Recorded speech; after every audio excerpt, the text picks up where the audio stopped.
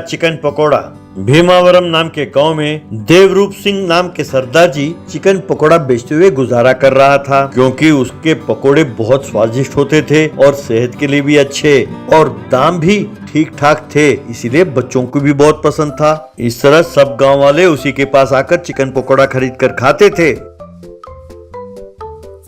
एक दिन poultry farm का मालिक गणेश अपने दोस्त जिगर के साथ वहां पहुंचा। गणेश देवरूप सिंह से, क्यों भाई देवा, सुना है आजकल तुम हमसे मुर्गियां नहीं खरीदते हो, माजरा क्या है? तब देवा, अरे बाजार में मुर्गियां जो मिलती हैं उससे 20 रुपए ज्यादा दाम बताते हो, तो आपसे कौन खरीदेगा भैया, मुझे नहीं चाहिए आपकी मुर्गियां। तब गणेश, देखो भैया, तुम खामखा तूफान से पंगा ले रहे हो, मेरे खिलाफ कोई भी खड़ा हो जाए तो मैं उसको नहीं छोड़ता। तब देवा, अरे सुनो भैया, आज से मैंने तुम्हारे पास मुर्गियां खरीदना बंद कर दिया, तुम्हें जो उखाड़ना है उखाड़ो। ये सुनकर गणेश और जिगर गुस्से में अपने पोल्ट्री फार्म की ओर चले गए। वहां जिगर से गणेश, यार उसकी ये हिम्मत कि सबके सामने वो मेरी बेइज्जती करे, उसे सबक सिखाना होगा, उसे मेरे सामने आकर गिड़गिड़ाना होगा। तब जिगर, अरे भैया, उसे भी तो धंधा करना है, अगर उसका मुनाफा आप ले लोगे तो वो अपना गुजारा कैसे करेगा, जरा सोचो तो सही। तब गणेश, ये क्या तुम मेरे आदमी होकर उसकी तरफदारी कर रहे हो? क्यों, तुम्हें ये नौकरी नहीं चाहिए? तब जिगर अपने मन में, ये एक बड़ा कमीना है, इसे नसीहत देने का कोई फायदा नहीं है, ऐसे ही गलत काम करता रहता है और बाद में बहुत बड़ा नुकसान उठाता है। यूं सोचा। अब गणेश जिगर से, अरे जिगर, मेरे दिमाग में बहुत बढ़िया आइडिया आया है। वो देवा का छोटा भाई है ना, नालायक सरदार, उसे उकसाते हैं, देवा के ठेले के सामने ही सेंटर में उसका एक चिकन पकोड़े के ठेला लगवाते हैं, उसे हम सस्ते दामों में चिकन देंगे, पर इस सरदार का दुकान जरूर बंद कराएंगे। क्यों, क्या कहते हो? तब जिगर, अरे भैया, अगर दाम कम करना है तो वही दाम कम करके देवा को चिकन दे सकते हो ना भाई, हमारा भी अच्छा धंधा होगा और टाइम टू टाइम वो पैसे भी दे देता है।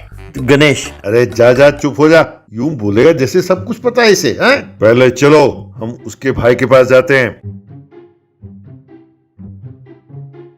यूं गणेश सरदार के पास गया, जो अपने दोस्तों के साथ एक जगह दारू पी रहा था। वहां गणेश ने सरदार जी को अपना पकोड़ा सेंटर खोलने के प्लान के बारे में सब कुछ बताया। ये सुनकर सरदार, अरे वाह, ये तो आइडिया बहुत बढ़िया भैया, आप तो भगवान के रूप में आए हो। मैं भी बहुत दिनों से इसी ताक में बैठा था कि कब मैं अपने भाई को शिकस्त करूं, पर क्योंकि गांव वालों को उसके बनाए हुए पकोड़ों का स्वाद बहुत अच्छा लगता था, मैं समझ नहीं पाया कि क्या करूं, और मेरा सारा परिवार उसकी प्रशंसा करते हैं और मुझे निकम्मा कहते हैं। तब गणेश, अरे इतना ना सोचो भैया, ये तो सिर्फ चिकन पकोड़े हैं ना, इसमें क्या होता है, बस चिकन के पीस, मसाले, नमक, मिर्ची, गरम मसाला, अंडे, कॉर्नफ्लोर, बस। सुनो, 1 महीने के लिए हम कम दाम में चिकन पकोड़े बनाकर बेचें तो लोगों को उसकी आदत पड़ जाएगी, बस तुम्हारा भाई दुकान बंद करके चला जाएगा। ऐसा करने के लिए तुम्हें किन चीजों की जरूरत है, जरा मुझे बताओ, मैं प्रबंध कर दूंगा। कहकर चला गया। अगले दिन देवा के दुकान के सामने ही सरदार ने भी चिकन पकोड़े की दुकान खोला।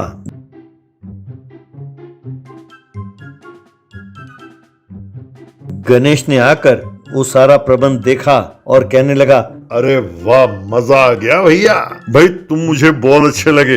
आज से हम दोनों का दुश्मन एक ही है, तुझमें और मुझमें कोई फर्क नहीं है। मैं 1 महीने के लिए गांव छोड़कर जा रहा हूँ, तुम्हें जितना चिकन चाहिए मेरे दुकान से उधार ले लो। 1 महीने बाद जब मैं लौटूं तो इस देवा का दुकान यहाँ नहीं होना चाहिए। जरूरत पड़े तो अगर कोई 10 रुपए में भी चिकन पकोड़े मांगता है उसे भी दे दो, लोगों को चिकन पकोड़े की आदत डालो। क्यों, क्या कहते हो? भाई यही तो धंधे का सीक्रेट है। कहकर चला गया। अब गणेश की बातों को सरदार ने ठीक से नहीं समझा और वो 1 प्लेट पकोड़े 10 रुपए में बेचने लगा। 10 रुपए के प्लेट खाने के लिए लोग वहां आकर उमड़ने लगे। इस तरह उसके चिकन पकोड़े आसपास के गांव में भी बहुत मशहूर हो गए। इतना ही नहीं, यूट्यूबर्स भी आने लगे और उसके 10 रुपए के चिकन पकोड़ों का प्लेट का काफी प्रचार करने लगे। यूं 1 महीना बीत गया। ये सब देखकर सरदार के भाई देवा ने कुछ दिनों के लिए अपना दुकान बंद कर दिया। अब गणेश सरदार के दुकान के पास आया। अरे सरदार, ये तूने क्या कर दिया? मैंने तो तुम्हारे भाई की दुकान को बंद कराने के लिए कहा था और तुमने मेरे पोल्ट्री फार्म से सारे मुर्गियां गायब करा दिए और किराने की दुकान पर मेरे नाम पर तूने 50,000 का उधार किया। तुम तुरंत उन मुर्गियों के और किराना सामान के पैसे भरो। तब सरदार, क्या पैसे भरूं? अरे तुम्ही ने 10 रुपए चिकन पकोड़े बेचने के लिए कहा था। अरे भैया, तुम्ही ने तो कहा था कि हम दोनों का दुश्मन एक है, तो वो सारे पैसे तुम ही भरो। तुमने जैसे कहा था मैंने वैसा ही अपने सगे भाई के खिलाफ जाकर पकोड़े की दुकान खोला और उसका दुकान बंद कराया। अपने पास जो थोड़ा बहुत माल बचा था आज खत्म हो गया। अगर कल से दुकान चलाना हो तो और सामान चाहिए, तुम तुरंत चिकन और बाकी सामान भेजो। देश भर में अपनी दुकान का नाम होना चाहिए। हाँ, कल ही बहुत सारे यूट्यूबर्स आए थे और उन्होंने नए नए रील्स बनाए हैं। अगर आनाकानी की तो लोग अपने घर आकर मारेंगे हमें। तब गणेश, अरे भैया, मैं तुम्हारे हाथ जोड़ता हूँ, रहने दो। तुम और तुम्हारे ये 10 रुपए वाले पकोड़े।